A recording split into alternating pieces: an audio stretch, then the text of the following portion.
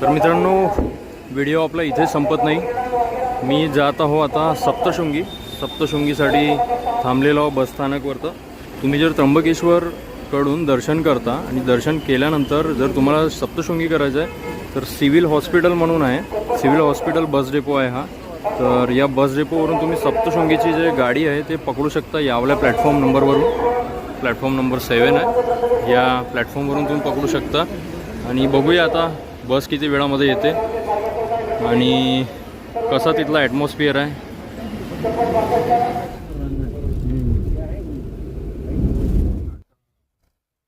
किती आहे ना, राक्षसाने जेव्हा सप्तशृंगी देव राक्षसांचं मारलं, राक्षसांनी पाहला सप्तशृंगी देवीने जेव्हा लात मारली ते बोगदा पडला होता, छिद्र पडलंय. तर मंडळी, आपल्यासोबत धीरज पवार सर आहे आणि त्यांच्याकडून खूप महत्त्वाची माहिती मी गोळा करून राहिलो. आणि त्यांनी मला इथले जे ट्रेकिंग पॉईंट आहे ते पण सांगितलं आहे, ते नोट डाऊन केलं आहे. खूप चांगला अनुभव झाला. मी त्यांच्यासोबत ट्रॅव्हल केला आज बसमध्ये. तर काय म्हणणार तुम्ही, यंदा सप्तशृंगीबद्दल कसा काय माहोल राहणार?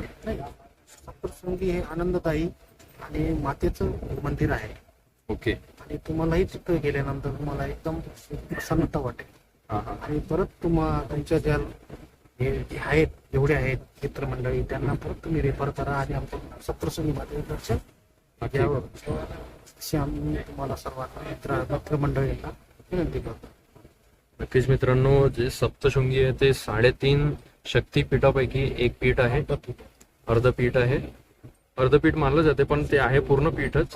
तर तो आपण लवकरच आता व्हिजिट करणार आहोत रांगांमध्ये ते आहे आणि ते आपण लवकरच व्हिजिट करणार आहोत. तो खूप खूप धन्यवाद, तुम्ही महत्त्वाची जी माहिती दिली. आणि हा जो व्हिडिओ आहे मित्रांनो, शेअर करा जास्तीत जास्त लोकांना. धन्यवाद.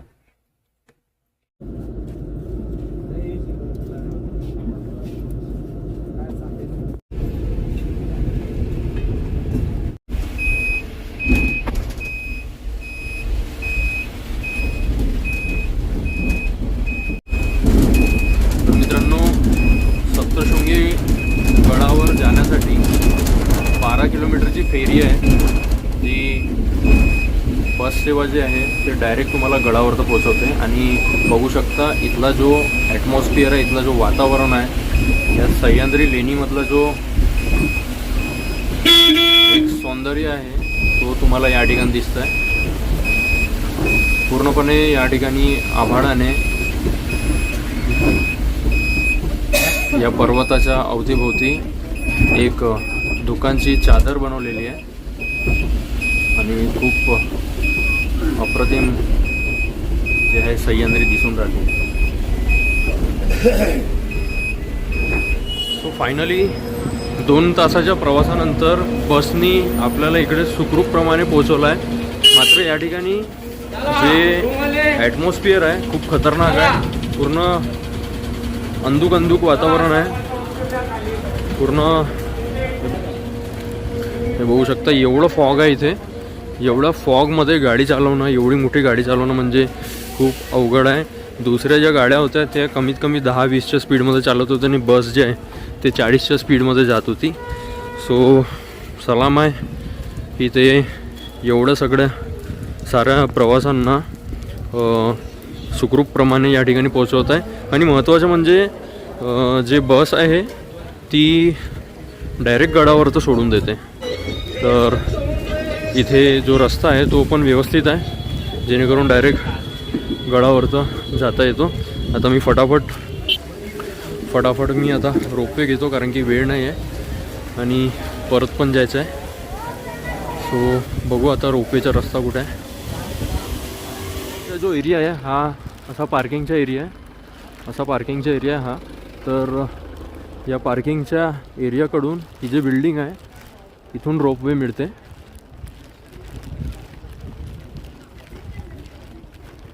मित्रांनो, एक डिटेल तुम्हाला सांगायची राहिली की जी बस आपण पकडली होती त्या बसचा जो कॉस्ट होता तो होता 189 रुपीज, म्हणजे 190 रुपये.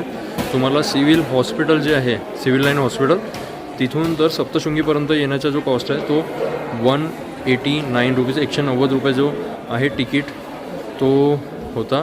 आणि रोपवेचा मस्त प्रबंध केला आहे या ठिकाणी. मस्त शेल्टर म्हणजे एक बिल्डिंगच आहे रोपवेची, जी खूप असा काही या ठिकाणी बाजारपेठ पण आहे आजच्या आतमध्ये, जेणेकरून कुठलेही इथल्या ज्या बाजारपेठमधल्या लोकांना पर्यावरणाची किंवा पावसाची काही हानी नाही होणार. आणि जोडाचं स्टँड आहे इथे, जोड्या चपलाच्या. दादा आपला नंबर काय म्हटलं? 86 नंबरचा आपला बॉक्स आहे, जिथे आपण जोडे टाकले. आणि असा बाजारपेठ आहे, छोटासा बाजारपेठ आणि सिस्टमॅटिकली कमी जागेमध्ये बनलेला. आतमध्ये एक आपले परिजन आहे, गडपालक. तर बघूया आपण त्यांच्याकडून काय आपल्याला माहिती मिळते, ते अवेलेबल आहे का नाही आहे. एकदम करेक्ट वेळावर तर आल्याबरोबर मस्तपैकी रोपवे भेटली आहे. पटकन घेऊन जाईल, देवीचे दर्शन देईल.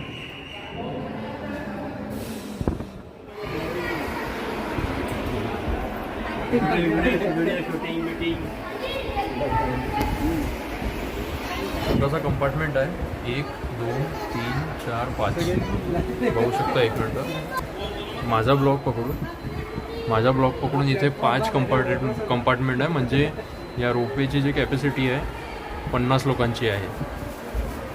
आणि असा काही सिटिंग अरेंजमेंट आहे. आणि या ठिकाणी AC पण आहे.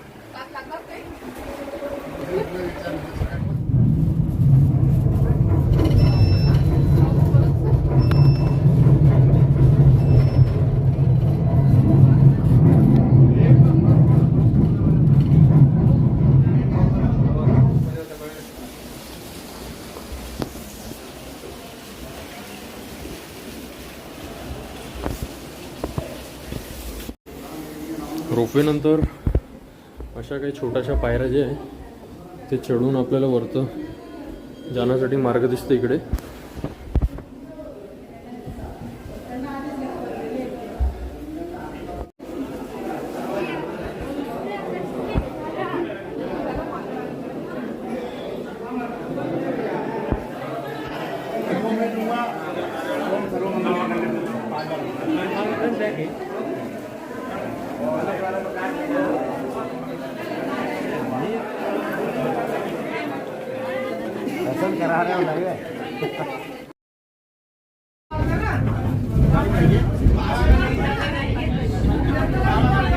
मित्रांनो, या ठिकाणी जो खोवा आहे, खोवा खूप प्रसिद्ध आहे.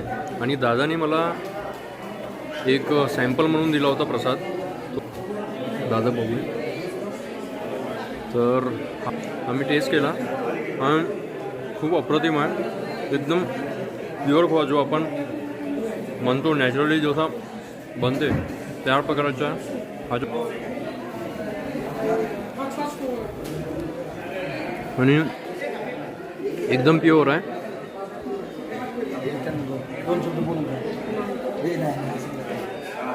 नमस्कार. आपण या सप्तशृंगी मातेच्या गडावर या ठिकाणी प्रसाद विकून राहिले. ज्या प्रकारे तुम्ही मला सॅम्पल दिला, तर हा सॅम्पल एकदम प्युअर होता.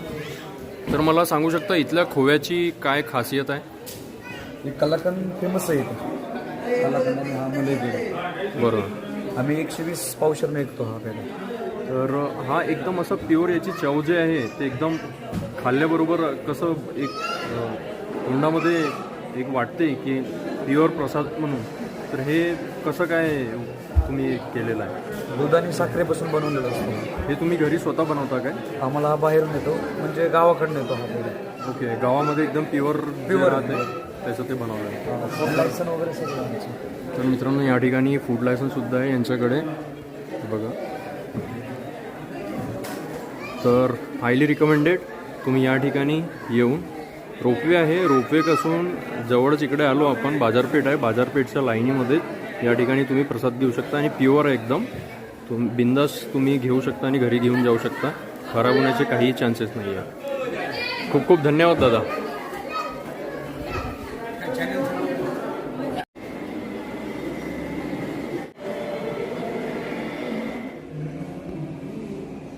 ऑलरेडी जेवण झालेलं आहे, अप्रतिम.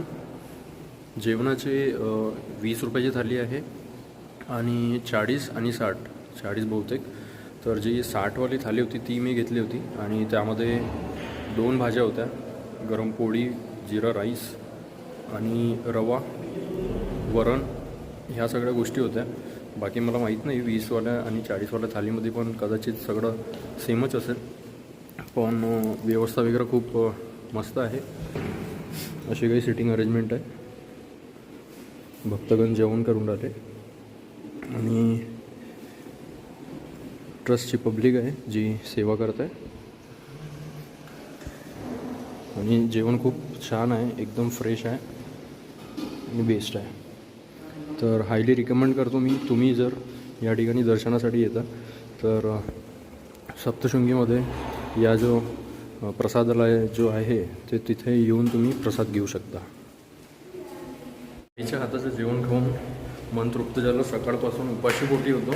थोडाफार तो उलटा वडा आणि समोसे ते वगैरे खाल्ले, तर विषय थोडासा टाईट होऊन गेला होता. आता मायच्या गडावर तर येऊन तिच्या हाताचे जे जेवण आहे ते केलं आणि पोट मस्तपैकी भरलं आहे आणि जेवण खूप छान होतं. मी हायली रिकमेंड करतो, तुम्ही या ठिकाणी जेवण करू शकता आणि जेवणाचा स्वाद पण जोरदार होता. तर सप्तशृंगीमध्ये जर तुम्ही व्हिजिट करत असाल तर या ठिकाणी तुम्ही नक्की जेवण करा. धन्यवाद.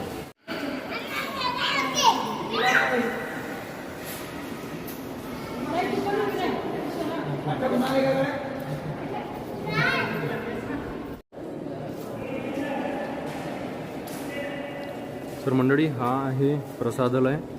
सप्तशृंगी मातेच्या गडावरचा हा माहोल आहे. या ठिकाणी बघू शकता तुम्ही स्वच्छता आणि साफसफाई किती सुंदरप्रमाणे केलेली आहे. व्यवस्था या ठिकाणी एकदम परफेक्ट आहे. या ठिकाणी कदाचित एका वेळेला 500 लोक जेवण करतात. या ठिकाणी अशा प्रकारे जेवणाची व्यवस्था केलेली आहे.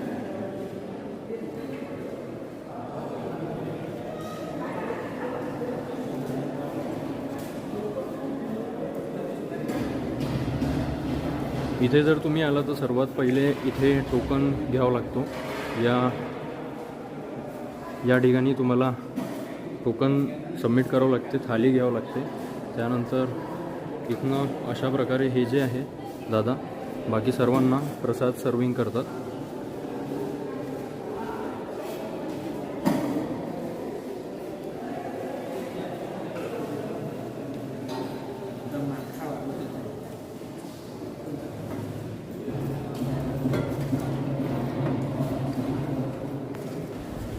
तर जे तुम्हाला VIP मध्ये मिळते सेम ॲज इट इज 20 रुपयाची थाली किंवा 40 रुपयाच्या थालीमध्ये पण तेच मिळते.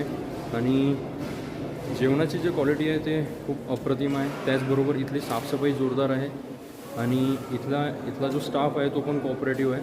तर मी हायली रिकमेंड करतो की या ठिकाणी तुम्ही जर दर्शन करण्यासाठी आले तर या ठिकाणी तुम्ही नक्की जेवण करून आपलं मायेच्या हाताचं जेवण करून नक्की जा. खूप खूप धन्यवाद. व्हिडिओ चांगला वाटला असेल तर तुम्ही इतरांना शेअर करा आणि लाईक करा, चॅनलला सबस्क्राईब करा. धन्यवाद.